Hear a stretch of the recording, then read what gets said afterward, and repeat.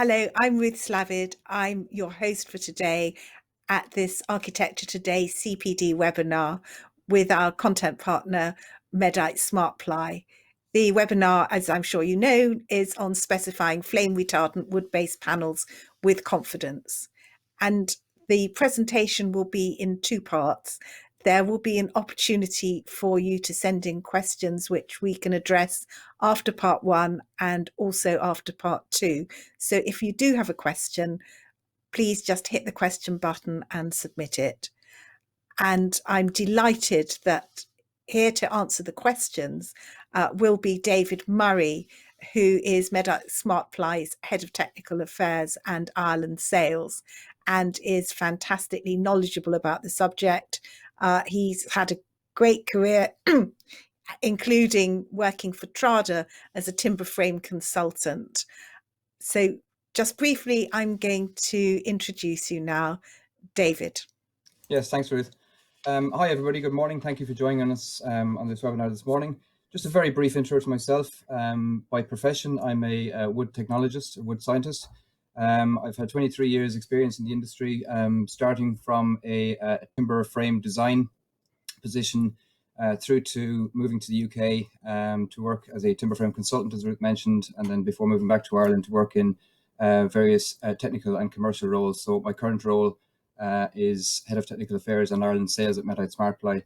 I've previously worked for the company. I've been in the company for 11 years now as Technical Manager and then Innovation Manager before taking on this role. So as Ruth said, I'm delighted to be here, and please feel free to ask any questions. I can't promise I'll have all the answers, but I will do my very best. And for those questions that I'm unable to answer this morning, we will definitely get back to you with the answers ASAP. Thank you. Thanks very much, David. And now we will have part one of the presentation.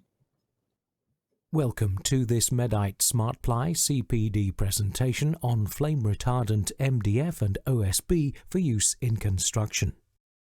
In part one, we'll cover who we are, some basic fire principles, correct terminology, and testing. In part two, we'll cover the certification and CE marking of flame retardant wood-based panels treated during manufacture and what you need to know to specify them correctly. MEDITE SMARTPLY are part of Quilshire, an Irish state-owned commercial forestry, land solutions and renewable energy business. Quilshire own and manage over 442,000 hectares of FSC and PEFC certified forest, which is approximately 7% of the land mass of Ireland. MEDITE SMARTPLY is the manufacturing arm of the business, producing sustainable and innovative MDF and OSB wood panel products in 2 state-of-the-art facilities in the southeast of Ireland. MEDITE manufacture MDF, which is an acronym for medium density fiberboard. This is a smooth, consistent wood-based panel that is exceptionally well suited to machining, grooving, cutting to any size with very little waste, and finishes exceptionally well with both water and solvent-based paint systems, as well as natural veneers and laminates for literally hundreds of varied end uses. Its main use is within the interior of buildings, such as kitchens, bedrooms, bathrooms, wall linings, skirtings, architraves, doors, bespoke furniture, and commercial fit-out. Our plant is in Clonmel, Tipperary in Ireland, where we produce a wide range of standard, speciality, and technical MDF grades, such as moisture-resistant, flame-retardant, and zero-added formaldehyde panels, many of which have been world firsts in terms of innovation in the timber industry over the past 30 years. Amongst this, our product range includes the world's first and exclusive MEDITE Tricoya Extreme MDF, which takes MDF outside. Yes, you heard correctly. Outside. Moreover, it is guaranteed to last at least 50 years outside or 25 years in the ground. This is the biggest scientific breakthrough in MDF innovation in over 3 decades.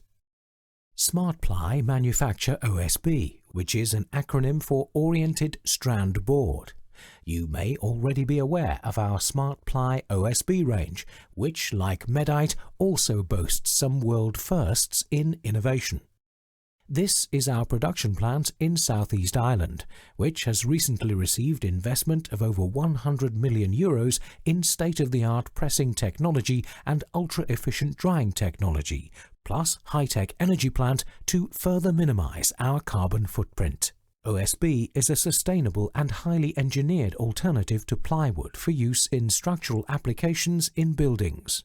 OSB utilizes small diameter logs from our own forests to make strands of wood that are oriented in cross directions to add strength and then pressed under heat and pressure to form high quality and uniform structural panels.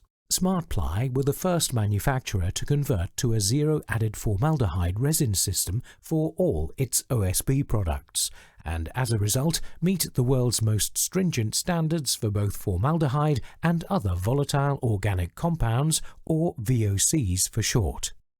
This effectively means the panels emit no more VOCs than natural timber in the forest, which in turn means that they meet sustainable building standards such as LEED, Leadership in Energy and Environmental Design, BREEAM, Building Research Establishment Environmental Assessment Method, WELL Building Standard, the first rating system to focus exclusively on the impacts of buildings on human health and wellness, and HPI, Ireland's Home Performance Index, provides a label for quality, sustainable residential development, complementing existing schemes used in the commercial sector such as BREEAM and LEED. Flame retardant or FR engineered wood-based panels have opened up endless possibilities for construction projects. But how does this technology work, and what benefits do FR engineered wood-based panels bring to construction projects? Flame retardant engineered wood-based panels are available as both structural and non-structural products depending on the service class and end-use application. OSB is a structural panel typically used in permanent construction applications such as flooring, roofing and wall sheathing. MDF has a wide variety of non-structural internal uses, including joinery, fit-outs and furniture.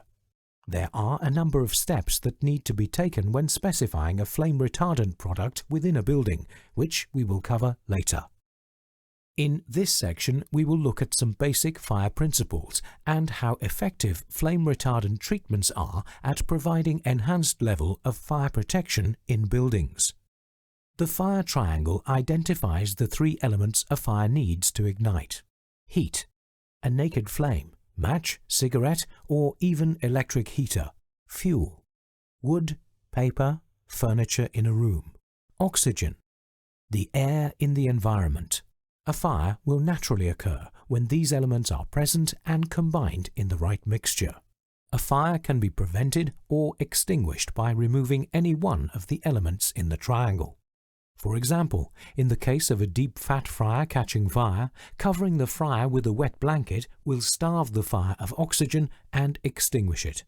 In other words, by removing the oxygen part of the triangle, the fire can no longer spread.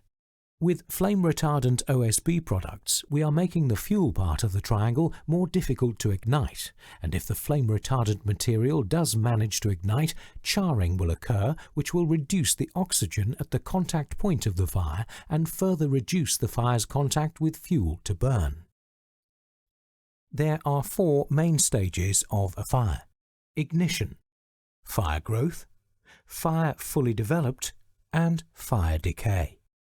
These stages happen over a period of time and are affected by the amount of oxygen, fuel, and heat. The early stages of the fire are where reaction to fire properties are important, as it looks at how the material contributes to the fire, including ignitability and spread of the flame. We will look at these more shortly. Once the fire has spread and reaches the flashover point, where it has taken over an enclosed space, containment becomes top priority. The reaction to fire properties become less important. Compartmentalization of the fire is now the most important, and this comes from the fire resistance ratings of the structures and materials. All wood burns, this is true, but an untreated wood-based panel would contribute more fire load in a shorter time frame, fueling a much hotter fire, where the time between the fire growth stage and the fully developed stage is much shorter. A flame retardant panel, on the other hand, has a much lower burn temperature after ignition and, crucially, at a slower char rate, meaning the panel burns far more predictably and, importantly, gives occupants more time to evacuate from a building. Therefore, flame retardant panels take longer to reach the flash point due to the FR treatment, which has enhanced the panel's reaction to fire, again giving greater time to escape a building or to extinguish smaller fires. In these situations, seconds quite literally save lives.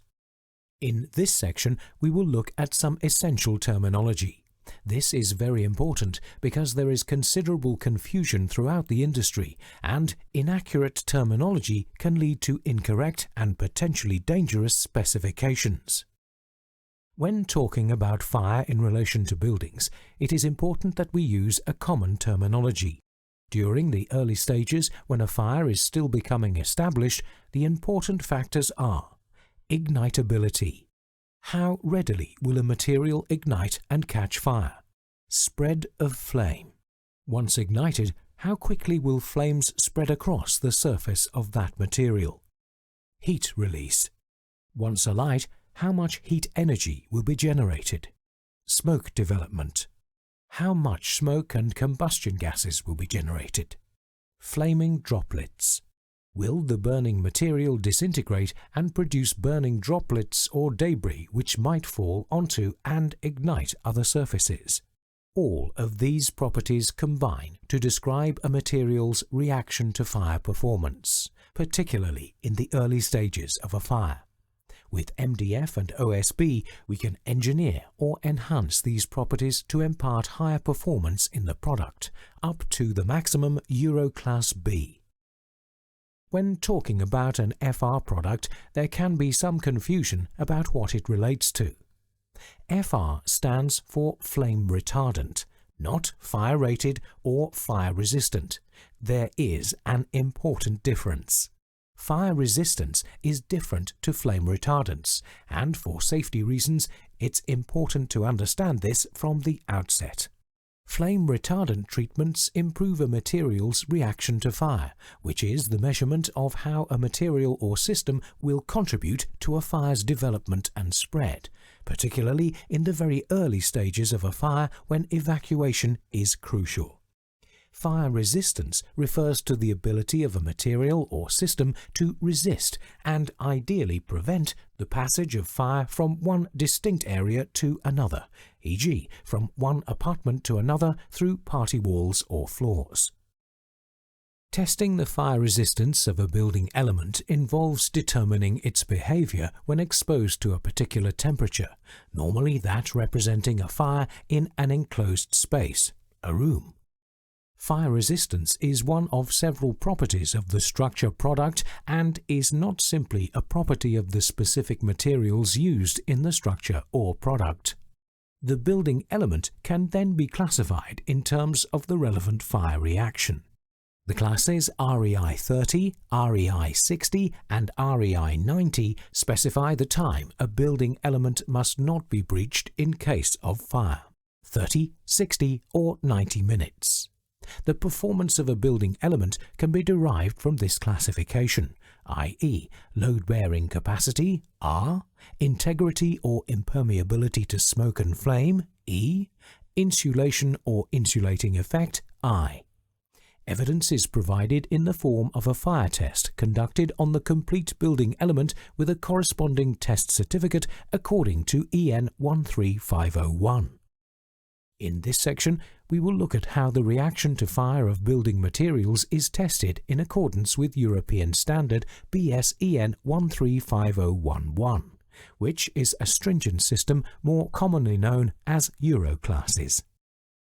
For construction products used as wall or ceiling linings or freestanding applications, they must pass two tests: ignitability and single burning item or SBI tests, before they can be given a Euro class rating. Ignitability test EN ISO 119252. All products must pass the Single Flame Ignitability SFI test before undergoing the SBI test. The SFI test involves a small size flame applied to either the edge or surface of the test specimen for a short duration. The time to ignition and flame spread across the specimen is recorded. The flame is applied to the surface of the test specimen for 15 seconds or 30 seconds, dependent upon the Euroclass required. The specimen is observed after removal of the flame to determine whether there is any flame spread to a distance of 150 mm above the point of flame application. This is an easy test for wood-based panels to pass due to their composition and density. Single Burning Item Test EN 13823. The Single Burning Item, or SBI test, is considered to be the backbone of the Euroclass system for building products. It is a method of testing for determining the reaction to fire behavior of building products, excluding floorings, when exposed to the thermal attack by a single burning item. The SBI test is designed to simulate the flame exposure that would be experienced by material lining the walls of a room when a waste paper basket ignites adjacent to the walls in the corner of a room. The test method primarily measures the total heat release from the specimens during the evaluation period and calculates a fire growth rate, or FIGRA. Secondary measurements conducted within the test apparatus calculate the volume of smoke produced by the fire, categorized according to the smoke growth rate, or SMOGRA indices. The test apparatus also measures oxygen consumption as well as carbon dioxide and carbon monoxide production. These gas concentrations help identify the heat release and the burning characteristics of the tested specimens. Very importantly, the SBI test setup and result must relate to the intended end-use application. This is described in the classification report as the field of application, and we will be looking at this in more detail later on. For construction products used as flooring, they must pass a different test called the Radiant Panel Test. As before, the product must first pass the ignitability test. Radiant Panel Test EN ISO 92391. The Radiant Floor Panel Test is the cornerstone of the flooring materials reaction to fire tests in the Euroclass system. The test measures the spread of flame along the length of the specimen under thermal exposure using a radiant heat ignition source. The test also measures the critical heat flux and smoke development. The thermal exposure and flame spread simulates how a fire radiates along the floor surface from the room of origin through a door opening onto the flooring in an adjacent room or corridor. Coming up in Part 2, we'll cover the certification and CE marking of flame retardant wood-based panels treated during manufacture and what you need to know to specify them correctly. Thank you very much indeed. I think that's really enlightening, and I know that everybody will have the opportunity to watch this again in their own time, because there's a lot to take in both from this and from Part 2. I've got some questions for you, David. I know that we're going to go into a lot more technical detail in the second half, so I'm going to try not to ask you in advance things that are coming up later. But one thing that somebody asked is about the source of power at your factory. Is that net zero? And if not, what is your source of power? Oh, I wasn't expecting that one. No, we're not net zero at the moment. We are currently undergoing a large sustainability project at the moment, which is a major project for us. There's no denying that the production of wood panels is an energy-intensive business. However, we have huge investment going on in both plants to reduce energy. We work very closely with the ESB in Ireland to do that.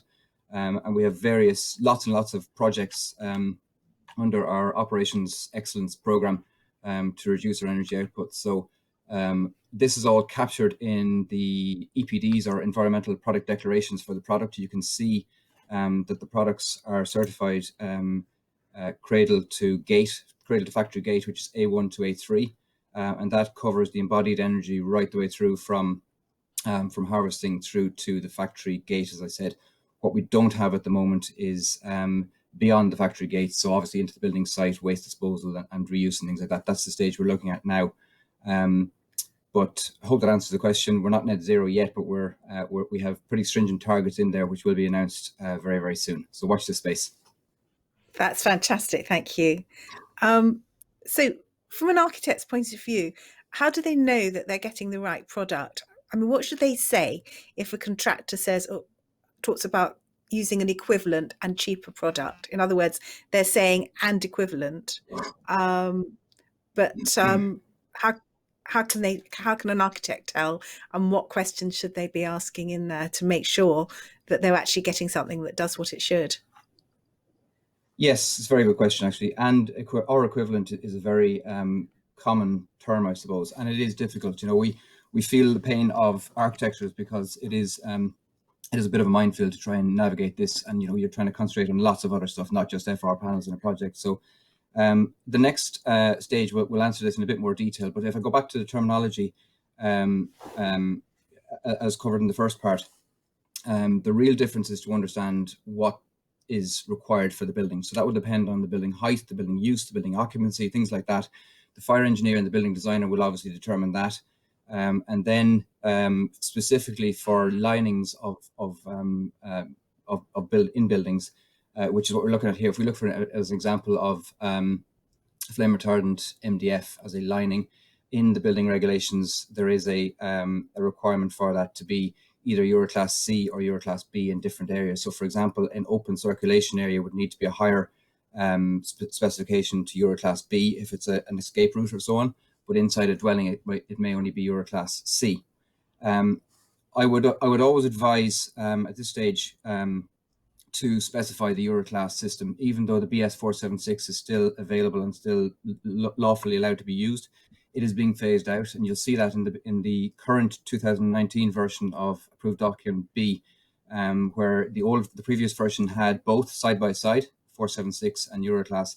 The new version has a transposition from Euroclass to the old BS class. So if you see in table, I think it's table B1, it's either B1 or B10, you will see a transposition in there. So it takes you from the Euroclass to what you need in a BS 476.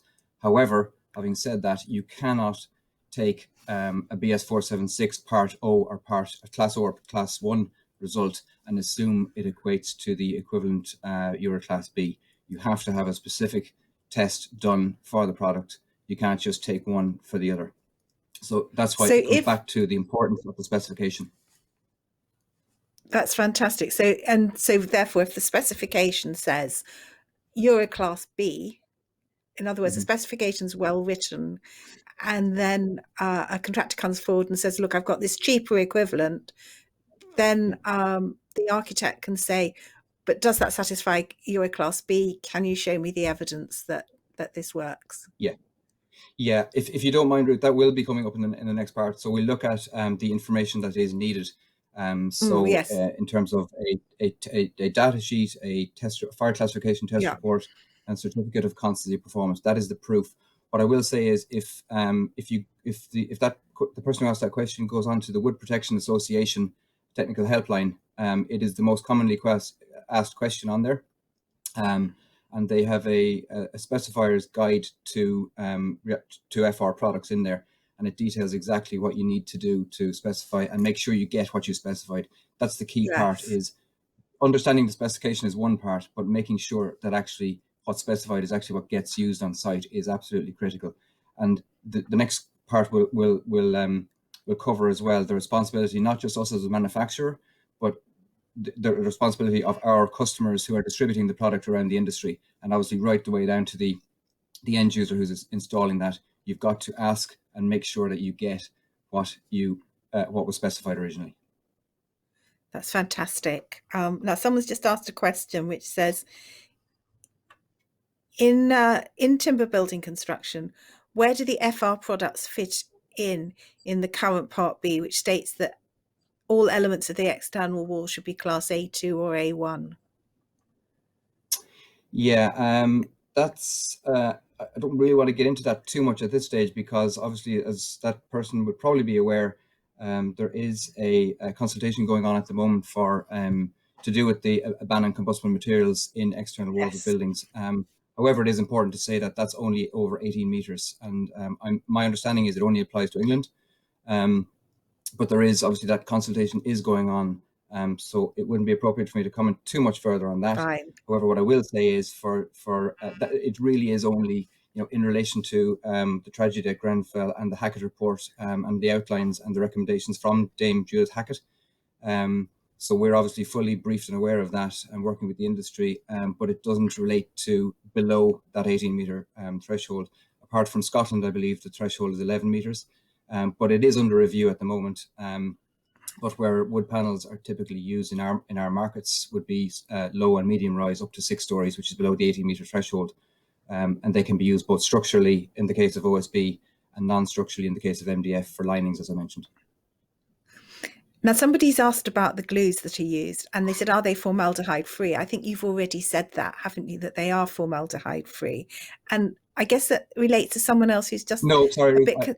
I didn't say that. Let me just clarify that. If I did, I apologize. I don't think I I'm said sorry, that. maybe that's my misunderstanding. No, that's okay. I didn't cover glues, but it is a very good question. It depends on the product.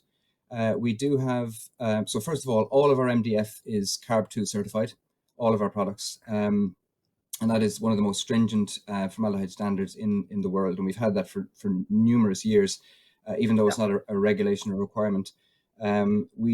So all MDF fits that bill. All OSB is zero added formaldehyde, and a certain number of our MDF products are also made with no added formaldehyde resin, such as we have an MDF product which is flame retardant and zero added formaldehyde. It's a product called MEDITE FR Clear. But depending on what the application is, our standard FR Premier Euroclass B is not made with zero added formaldehyde, but it is ultra low. So it's ULEF, ultra low emitting formaldehyde. So it complies with CARB. It also complies with LEED specifications, BREEAM specifications, and WELL specifications. And so what does that mean? Because somebody did ask this about any issues to do with toxicity when these products burn, because, you know, we know you're being flame retardant, but obviously in a big fire, things are going to burn. Are there any issues around that? No issues. Well, first of all, there's no requirement for a manufacturer to test for toxic gases and so on. So under the SPI test, we obviously have a smoke class identified in there. So obviously we all know smoke is the biggest killer in a fire, but also as the user, as the listener quite rightly points out, is toxicity as well. So that is something we are looking at in our product development. But at the moment, our products are extremely, they're in the low smoke class. So if you look at the MEDITE product, is BS1D0. The S1 stands for smoke class 1, which is the best. It's only when you get into specifications like the London Underground and so on, they have a specific requirement for toxicity and smoke density and things like that. So they're the areas that we're working on currently in our product development. But really, you know, a wood panel, you know, it doesn't give off toxic smoke. So we would have done R&D trials. We would have done lots of testing on this to show what's in the smoke.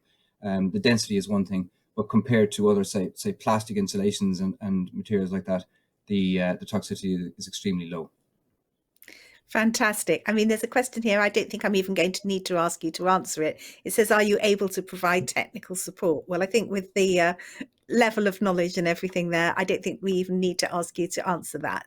So what I think we will do now is in a second, we'll move on. I just ask everyone who's watching this, please, if you do have more questions, and we are going into the more technical part of the presentation, please do hit the button and send them in during the presentation, ideally. And now we're going to watch the second part of that. MEDITE SMARTPLY CPD presentation on flame retardant MDF and OSB for use in construction, Part 2. The certification and CE marking of flame retardant wood-based panels treated during manufacture and what you need to know to specify them correctly. In this section, we will look at how the tested building materials are classified and certified in accordance with European Standard BS-EN 135011. The Fire Classification Report details the Euro class rating that the product has achieved, as well as the smoke class and flaming droplets class. It must also give specific details about how the test was conducted, which relates to the intended end-use application. Reaction to fire, or Euro class, relates to the degree to which a product will contribute by its own decomposition to a fire under specified conditions. Products other than floorings are classified as A1, A2, B, C, D, E or F, with Class A1 being the highest performance and F being the lowest, in accordance with BS-EN 135011. The reaction to fire class for an FR enhanced wood-based panel product will normally be Euro Class B or C, where B is better than C. Euro Class B is the highest fire performance that a wood product can be classified as, because wood is a natural, organic material. Euro Class B is described in the Euro Class system as having very limited contribution to fire. This compares to standard untreated OSB, which achieves Euro Class D and is described as having acceptable contribution to fire. Picture 1 shows the classes of reaction to fire performance for construction products excluding floorings, and Picture 2 shows the classes of reaction to fire performance for floorings. There is a further additional suffix that is used to indicate a product's suitability for flooring only. This is reflected by a subscript FL, for example, Euroclass BFL, as shown in diagram 2. In some cases, it is possible to classify untreated wood-based products without further testing, as long as these products meet the requirements set out in the relevant European Harmonized Technical Standard, EN 13986. However, wood-based products claiming to have a higher, better fire performance must have a current fire classification report with relevant certification in accordance to EN 135011 and have a CE mark applied which declares the improved reaction to fire classification. This is to ensure that the product is fit for its intended use in permanent construction and complies with the Construction Products Regulation (CPR). In addition to the Euro class rating, there are additional criteria for smoke production and flaming droplets or particles for Euro class A2, B, C and D products. The S part relates to total smoke production during the first 10 minutes of exposure. Smoke class is assigned from the results of the SBI test based on 2 parameters: SMOGRA, smoke growth rate, TSP 600, total smoke production during the 10-minute evaluation period. The D part relates to flaming droplets and particles during the first 10 minutes of exposure, determined within the SBI test. This is an important characteristic for materials that melt and drip when they burn. The Euro class rating of products used for wall or ceiling linings and freestanding applications is shown in 3 parts: the overall Euro class rating, the smoke production class, and the flaming droplets or particles class. In this example, the Euro class rating is B. S2 means smoke class 2, and D0 means the flaming droplets or particles class. CE marking of construction products, those and only those covered by a harmonized European standard, is mandatory under the Construction Products Regulation (CPR). Harmonized European standards include guidance for construction products on the minimum information that should be included with the CE mark. For wood-based panels, the harmonized European standard is EN 13986. Within this standard, there is a list of technical standards for wood-based panels that include provisions for fire where the reaction to fire classification may be changed by treatment. The CE mark on a product is a manufacturer's declaration that the product complies with the essential requirements of the relevant European health and safety and environmental legislation. Before a CE mark can be placed on a wood-based panel, the manufacturer must draw up a Declaration of Performance (DOP) for the product before the product can be first placed on the market.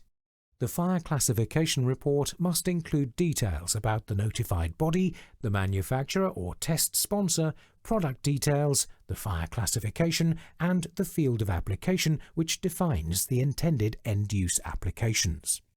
Here we look in more detail at what information should be marked on a structural OSB 3 panel. It is important to understand what information must be shown to demonstrate compliance with the construction products regulation and what is supplementary, for example, additional voluntary certification or logos, etc.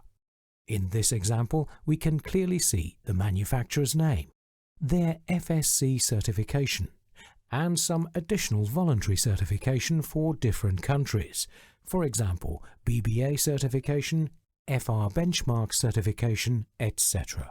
Next, we can see the product's CE marking, which must include the CE symbol, CPR certificate number, Declaration of Performance number, the manufacturing standard and harmonized European standard, product type and thickness, formaldehyde class, reaction to fire class, and date and time of manufacture.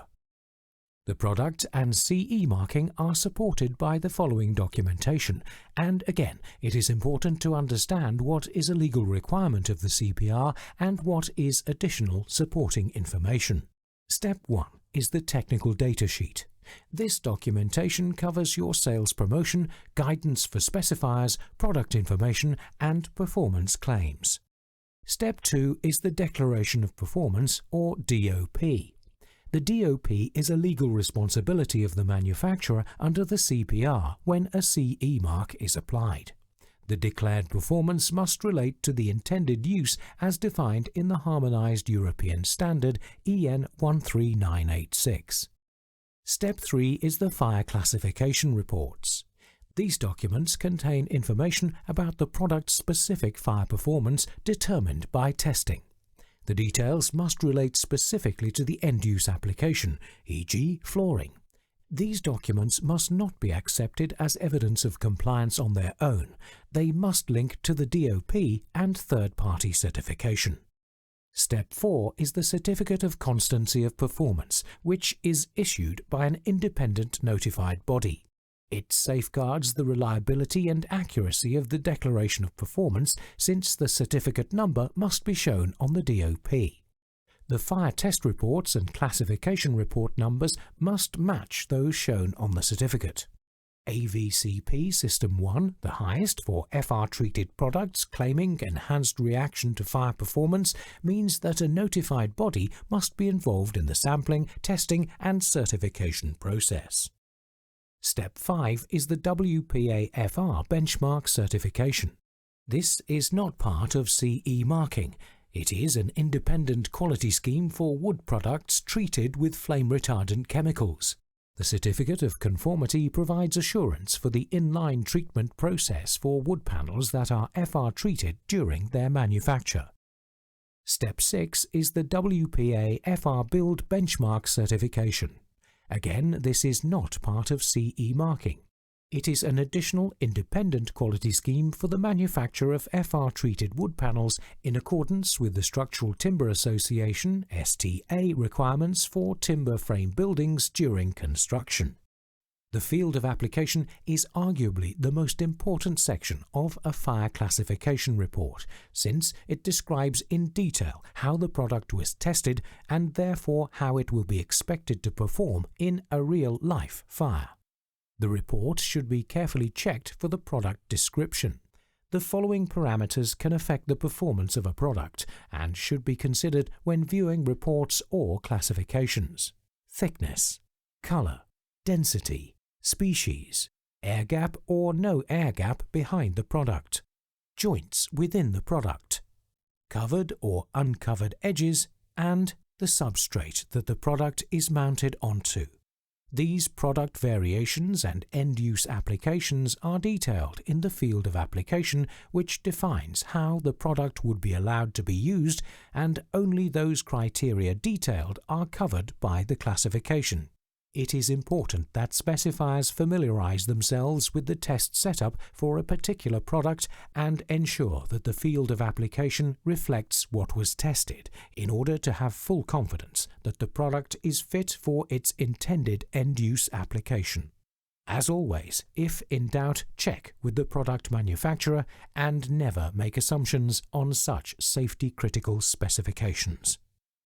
Here we see a flame retardant OSB panel before, during and after an Sfi test performed by a registered notified body on behalf of the product manufacturer. This product achieved a Euroclass B S2 D0 classification. You can clearly see the color of the product is a darker shade of brown than standard OSB, indicating it is FR OSB. The thickness, density and species are all recorded by the notified body in the classification report.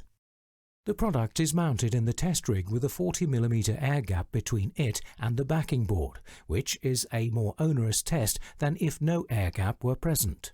This is important for the intended application of the product as wall or ceiling linings in construction. It is worth noting that the product manufacturer in this case opted for a wood-based backing board with a density greater than or equal to 337.5 kilograms per cubic meter to close the air gap, which again is considered more onerous than opting for a non-combustible backing board. The integrity of the FROSB prevented ignition of the backing board during the test. The entire test specimen setup was mounted in the SBI rig with a non-combustible substrate and baseboard, which is standard practice for safety. Additionally, in Photo 1 you can see the product was tested with horizontal and vertical joints, and these joints were uncovered during the test, as can be seen in Photo 2. Photo 3 shows the back of the test specimen after the test when the backing board had been removed. You can see that there was no burn-through at the joints, despite the joints being uncovered. They were simply butt-jointed and held in place with steel strips. This clearly demonstrates the advantage of a product that is treated during manufacture and not just a surface treatment or coating. Finally, and importantly, in Photo 1 you can clearly see the CE mark on the surface of the FROSB, which demonstrates that the product meets all applicable performance requirements of the Harmonized European Standard and the Construction Products Regulation. In this section, we will look at the different types of flame retardant treatments and the advantages and disadvantages with each type. The term flame retardant means treatments that enhance the reaction to fire performance of wood-based products. There are three main types of FR treatments that are commonly used to improve the reaction to fire performance of wood-based products. 1. FR chemicals inherently incorporated into the product during manufacture. 2. Post-treatment impregnation of a finished panel with inorganic salt solutions. 3. Surface coatings. It is important to understand the advantages and disadvantages of each type of FR treatment. Given the legal implications of incorrect specifications and variable treatment practices, it is advisable to verify manufacturers' claims by scrutinizing the DOP, fire classification reports, and certification documents. When a flame retardant is added during manufacture, it will maintain flame retardants throughout the panel even when cut or drilled. This is often the case for engineered timber products such as FR Mdf and FR OSB, and is the simplest route to compliance. Increasing a wood-based panel's reaction to fire performance after manufacture is permitted under the CPR. However, it is a very complex process and requires a thorough understanding of the supply chain and technical and legislative requirements. Pressure impregnation of wood-based panels will almost inevitably alter the structural integrity of the panels and invalidate the original DOP and associated CE mark. If the treated panels are not subsequently retested and a new DOP issued, then that material must be reclassified as non-structural and the DOP amended accordingly. FR coatings may claim to enhance a wood panel's reaction to fire class, but the WPA do not certify such coatings unless they are applied under strict factory-controlled conditions with independent auditing, testing and certification in place. So, let's talk about the benefits of using a product with the flame retardant added during manufacture. Factory production control can ensure the quality of product is constantly maintained. The incorporation under factory conditions often allows the process and manufacture of the product to be assured under third-party certification schemes. Often the treatment is through the entire product, making it less easy to remove by processes such as cutting the edges or machining the panel. Thus, this treatment is likely to be more permanent in service than pressure impregnation or surface coatings. Wood-based panel products cannot be vacuum pressure impregnated post-production because in so doing other essential non-fire, e.g. structural properties, are compromised unless the product is retested and re-CE marked after such post-treatments. It cannot be assumed that the addition of flame retardant chemicals within the manufacturing line of an existing non-FR product will simply change only its reaction to fire properties. The product must be assumed to be different to the non-FR product and be re-evaluated for its non-fire properties. FR-OSB treated during manufacture is the simplest route to compliance with the building regulations, which gives specifiers peace of mind. Until recently, Euroclass B OSB was not available, but now it is. The FR solution is added during panel manufacture and the final product is CE marked at source, which guarantees both structural and fire performance. To top it all off, this high performance is achieved without compromising OSB's outstanding sustainability credentials. The Structural Timber Association, STA, has developed design guidance for the separating distances for timber frame buildings during construction. STA FR build is completely different to the Euroclass system and therefore does not relate to either reaction to fire or fire resistance. It is to do with the suitability of building materials when exposed to fire during the construction phase only. The purpose of the design guide is to reduce radiant heat emissions to acceptable levels so that in the event of a site fire, the risk of fire spread to neighbouring buildings is appropriately reduced. STA fire performance categories are based on both a point system and a combined wall-floor system evaluation that has been determined by stringent testing. Based on the height of the proposed building and the distance away from the neighbouring building, the separating distance between the two buildings can be easily calculated. There are three categories of timber frame, A, B and C, which can be selected to meet the separating distances required. The guidance also includes approved wall and floor systems, which awards points to determine the appropriate category of construction. This can often reduce or eliminate other more costly or intrusive mitigation measures. FR build has no further relevance once the building has been completed, although there is further peace of mind that an added level of fire protection has been effectively built into the building fabric. More information can be found within the STA's Design Guide to Separating Distances During Construction and certain manufacturers' technical data sheets. SmartPly FR Build OSB 3 was used as a flame retardant flooring solution within this 7-storey timber frame accommodation building, which caters to students of Liverpool's John Moores University and University of Liverpool. The design of the building by DK Architects utilised a concrete and timber frame structure clad in facing brickwork, metal cladding with UPVC windows and aluminium curtain walling. The main contractor, Bardsley Construction, worked with timber frame engineers and fabricators Datum to specify 1,000 sheets of 18mm SmartPly FR Build OSB 3 panels to be used as the floors throughout all 7 stories. Datum selected SmartPly FR Build OSB 3 over alternative post-treated flame retardant wood panels due to its guaranteed consistency and excellent flame retardant properties. Ross Archer, Technical Manager at Datum, explains. For the developer, fire safety and quality of build were of paramount importance, as they really wanted the Edge to stand out as an example of high-quality student accommodation in the city. When building the timber frame part of the structure, we looked for a flame-retardant flooring panel that wouldn't be affected when the edges were cut to the specification of each story. SmartPly FR Build OSB 3 enabled us to meet this requirement, so we chose to use it throughout the building, and we were delighted with the result. In this last section, we will look at the specification of flame-retardant wood-based panels.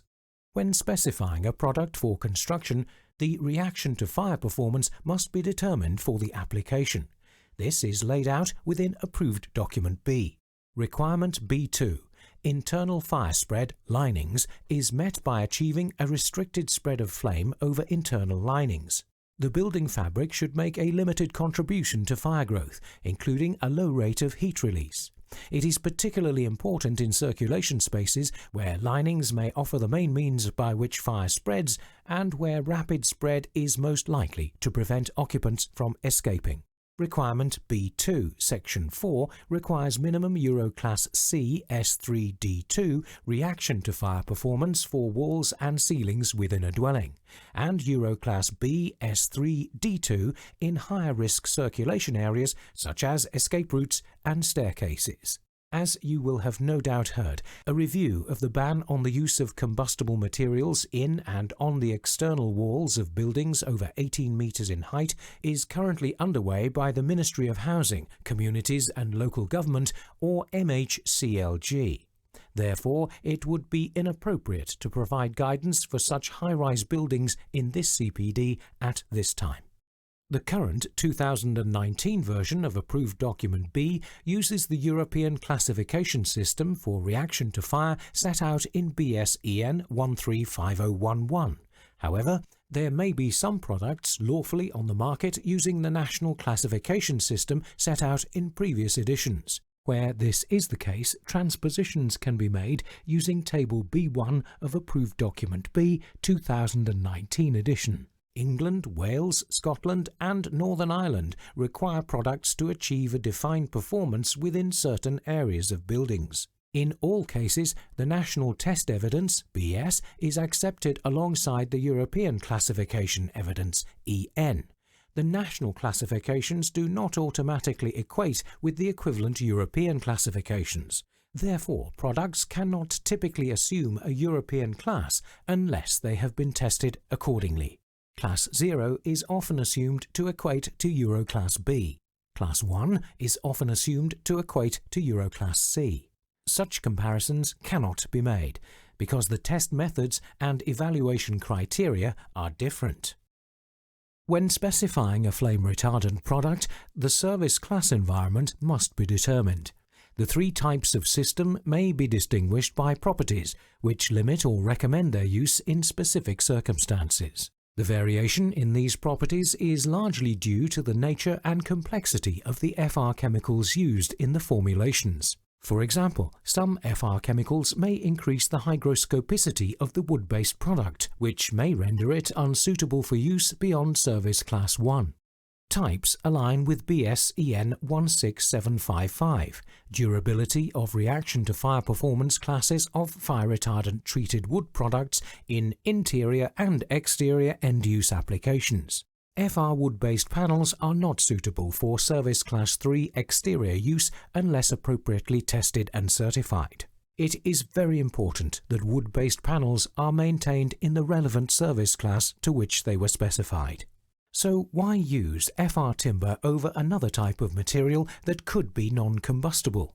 Timber can be made safe by methods including flame-retardant treatments. Flame-retardant wood-based panels burn and char at a very predictable rate, and therefore their protective ability to the structure can be easily calculated. Sustainability is also a growing factor, given the role that forests and wood products play in decarbonizing the built environment. Sustainable timber is renewable and has far lower embodied carbon than comparable building products such as steel, concrete or aluminium. Embodied carbon in the average building accounts for 30 to 50% of its whole carbon footprint. As a building's in-use energy efficiency increases, the proportion of embodied carbon in the materials that go into the construction of the building increases, and therefore wood-based products and timber frame construction become even more relevant. The embodied energy, including carbon sequestration invested in the cultivation, logging, manufacture, transport and erection, is much lower than other comparable building materials. In fact, many wood-based products are carbon negative or climate positive. Environmental Product Declarations, or EPDs, are available to verify this. Check with the manufacturer. Timber is a durable and recyclable alternative. It can easily be treated to improve fire performance. Its versatility and lightweight means it can be designed to be easy to disassembled, recovered, reused and/or recycled. It is vital that any flame retardant treatment incorporated into a building provides long-term predictable performance backed by independent verification. Before specifying enhancement using a flame retardant, 2 specification fundamentals must be established. What reaction to fire is required? And what is the service environment? Then you need to determine the end-use application and check that the documentation received from the manufacturer is independently verified and includes all the necessary information, including the field of application. Finally, once the product is delivered, ensure that what you have received is what was specified. Thank you for watching. Thank you very much. We've had a lot of questions and a lot of comments, not surprisingly. One of the comments that came in was somebody saying that they thought that this whole webinar should be permanently available, and I'm delighted to tell you that it will be. It will be on the Architecture Today YouTube site, along with a lot of other very valuable material. So it'll probably not be up until the end of today or tomorrow, but it will be there for you to watch again and for your friends.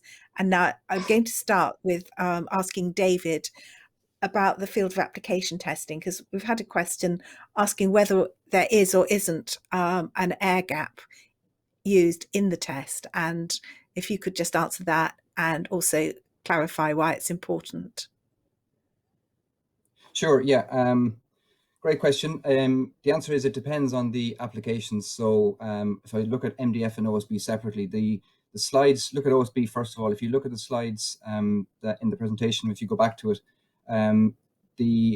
that OSB product was tested with an air gap, a 40mm air gap. And it is important because the field of application refers to obviously what the product is going to do in its end-use application. The testing with an air gap is more onerous than without. So that's why we do it, to give the worst case scenario. And importantly, the second thing we did for this particular test, which achieved Euroclass BS2D0 for the OSB, MaxF or OSB, we opted to run with a backing board, a substrate board, which was timber based, so low density, about 335 kilograms per cubic meter, like plywood or OSB. We opted for that over a non-combustible board. Again, it gave us the worst case scenario. So if you have a combination of an air gap and a wood-based panel, you have the best test result for that. And the reason that's important is for end-use applications in, say, wall or ceiling linings where you have an air gap, might be, say, for example, a service cavity, a service zone. And it just gives you more peace of mind that the product is tested in the way it's going to be installed on site. That's great. So worst case scenario testing to give us the most valuable results. I've got a couple of questions. One is about the treatment that's actually the FR treatment that you do in the manufacturing process. And somebody asks if that loses its efficacy over time. And someone else is asking about applying paint finishes to the MDF surface, and will that affect the certification or the integrity of the flame retardants?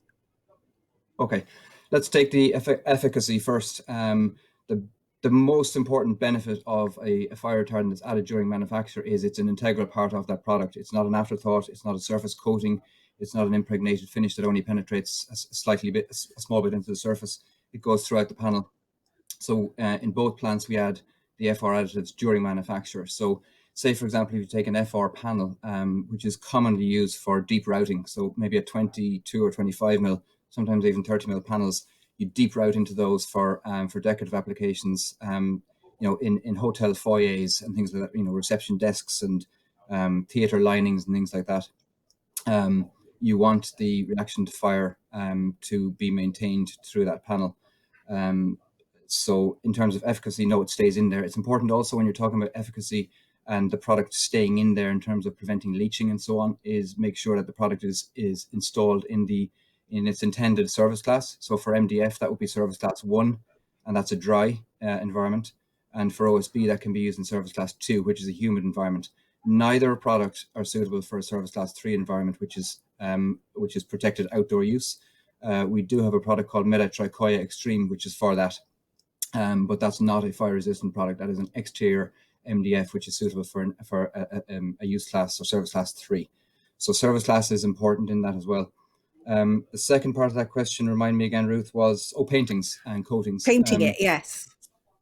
Okay, yeah. I mean, the beauty about MDF is it can be finished in so many different ways with so many paints and laminates and whatever. So we don't test for that. We stand over the Euroclass rating of the raw board, as we call it. Yes. About 97% of all MDF has something stuck onto it at some stage in its life. So it will leave our Yes. factory, it will go to a processor for lamination or painting. We obviously have no control over that. So the end user of the system would need to have that tested to make sure that the paint is not degrading the Euroclass, the reaction to fire.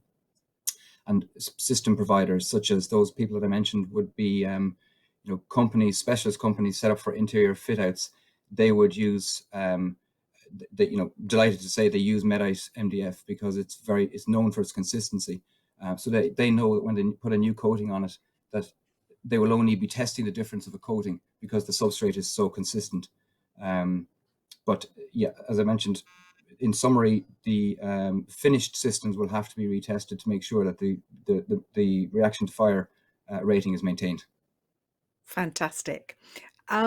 We've also had a question, and I obviously this is a growing concern in all areas about reuse or recycling. And the questioner quite rightly asked about that in terms of two things.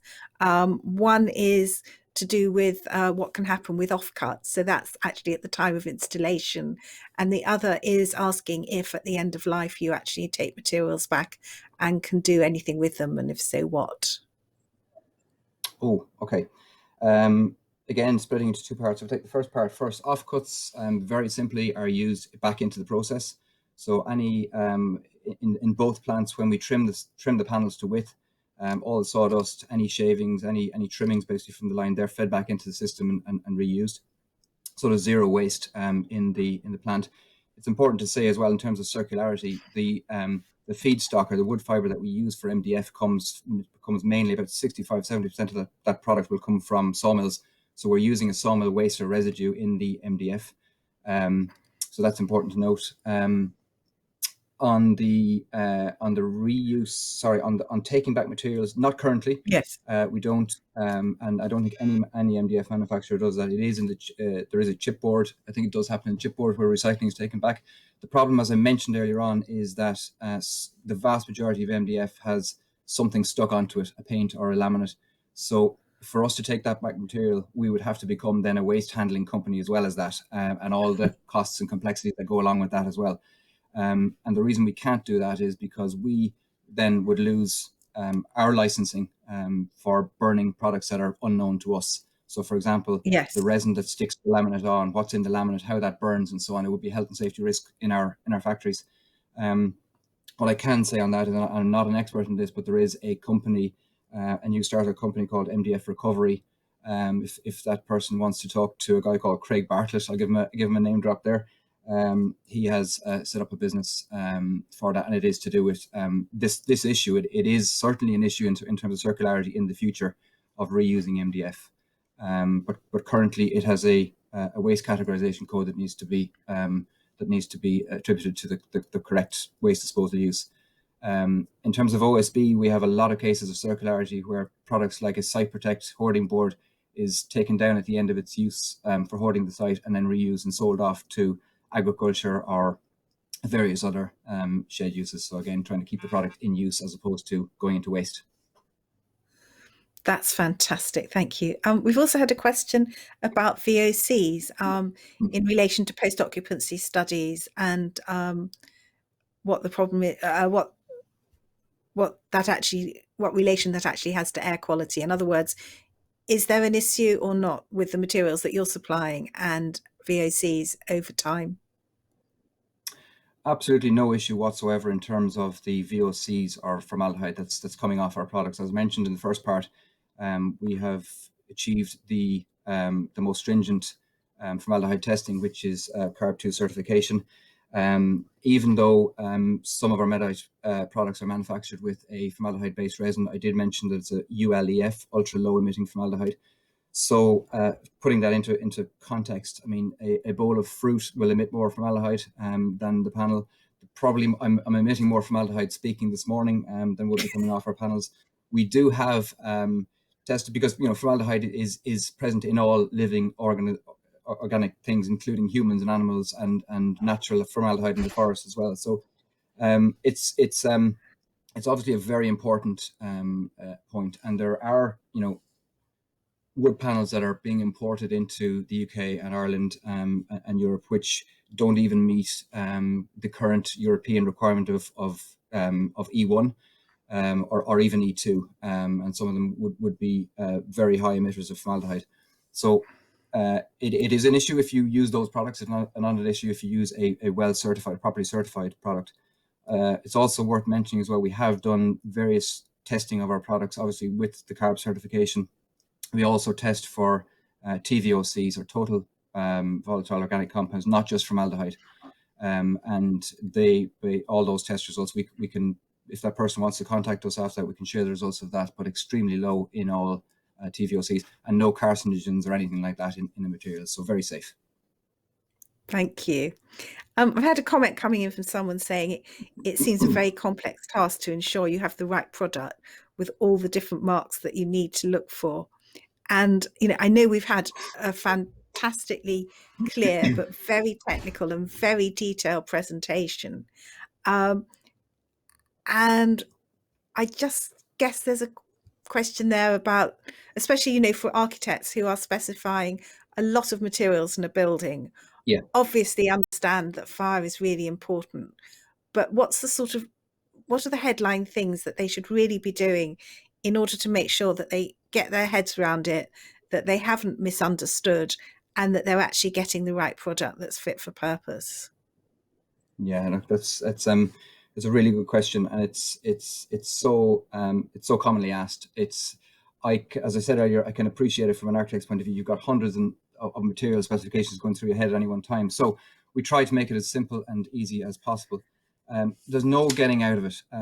Fire is a very serious and emotive topic, and obviously the specification of FR materials, there's no getting away from it. It is a technical business. I hope the presentation has demonstrated it's not overly technical, and that it's, talk to your manufacturer, first of all, understand what they can offer, understand in the first instance where to go to get the information. So for example, independent sources like the Wood Protection Association, there's 5 or 6 very clear fact sheets available for free download from them, as opposed to relying on me telling you, because obviously I'm a manufacturer. So go to the independent source, get the information. It's very clear. The most important thing I will say, which was covered in one of those slides, which I went through the documentation you need, I will re-emphasize the fact that if your manufacturer or your supplier is unable to provide you with those key documentation, so a data sheet, a DOP, a fire classification report, and a certificate of constancy of performance, then walk away, because you have to have that confidence that the manufacturer knows what they're doing and has the proper certification for that. If you don't have that specification, if they're unwilling to provide it, in some cases I've heard where people can't even get a declaration of performance from a manufacturer. If that's the case, it's very clear, walk away and go to somebody who will give you the documentation. The other point I will mention on that is the the fire classification reports, never rely on one of those alone. There's a lot of cases where materials, can you give me evidence that this particular product performs? And you'll get sent an email with a report, and it may be completely irrelevant, or it may be at a point in time, or it may be a thicker or thinner material, or it may be with or without an air gap, for example. As I mentioned, the field of application is really important. So get the fire classification report, look at the field of application, see what the product manufacturer did, see if it matches up the specification to what you want in the building.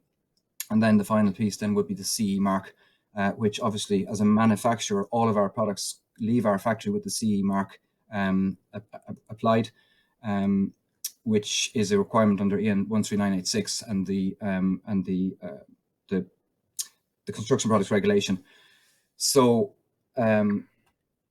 as I mentioned, just make sure you have that documentation and interrogate it. And if a manufacturer or supplier is unwilling to talk to you about that and explain it to you, then I think you should look elsewhere. Thank you. You mentioned that you have products which are available for use, for exterior use, but they're not FR rated. Somebody's asking whether you have an intention to produce some that are. It's currently in R&D at the moment. It's something that the jury is out whether it's actually whether it's required or not, depending on the product. So the product I mentioned there is MEDITE Extreme. Obviously, if that product can be used as a cladding board in those building applications that I mentioned earlier on, the low-rise buildings and so on. Yes. But the vast majority of applications for that is interior. So it's wet rooms, shower rooms, swimming pools, garden furniture, any exterior joinery, that kind of stuff, roofline, fascias, facades, and so on.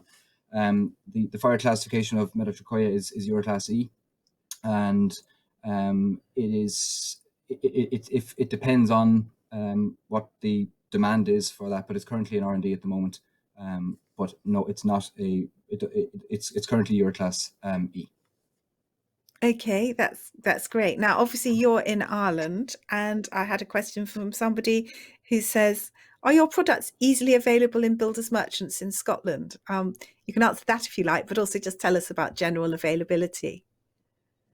Yeah, absolutely. I mean, we typically in the UK and Ireland, we work through what we call distribution. So our distribution partners and customers basically make that product freely available in bulk, in large full truckload quantities, and then they will supply what we call the merchant network, who obviously break it down into smaller sizes. So you should have no problem getting our products. If you do, get in touch with your local technical sales manager. The technical sales manager for Scotland is a guy called Clive McKenzie. If you go onto the website, you give him a call and he'll sort you out and point you in the right direction. There we are. We've got another name from you. You're doing well on names. Are there still guidelines for safety from dust particles for cutting and working with the products on site? On site, yes, dust is clearly a risk. It's no different. MDF and OSB is no different to any other wood products. You should wear a mask. You should, and in a factory, you should have proper dust control in terms of what do you call them, ventilation systems, dust extractions. There's no significant risk for MDF or OSB. MDF is more dusty than OSB, for example, when it's machined. But as I say, proper dust control is required. Things like, it's a good question. One of our OSB products called Patras Plus, the reason that is going so well is it actually reduces cutting and dust on site, which has been reported to us by the Health and Safety Authority is a great thing, because it literally you pick it out of a pack and you put it into a Patras application. You don't need to have a table saw or a chop saw or any machining on site. You literally just take the product from the pack and install it into a C-section stud for Patras, which is a Patras panel behind plasterboard partitions. And one of the benefits from that is that it doesn't have any dust, because obviously you're not having to cut it on site. That sounds wonderful. I'm going to draw this to a close now. I wanted to thank David very much for answering all our questions. I think, as always, everyone throws a few questions which probably couldn't have foreseen, but marvellously had the answer to them all. Obviously, on behalf of Architecture Today, thank MEDITE SMARTPLY. Thank you all, our audience, for being here and for sending in so many good questions. And much as you felt you've taken it in, I'm sure there's a lot that you need to digest. So you will get an email which will give you links to the replay of this. So as I said, you can watch it all again.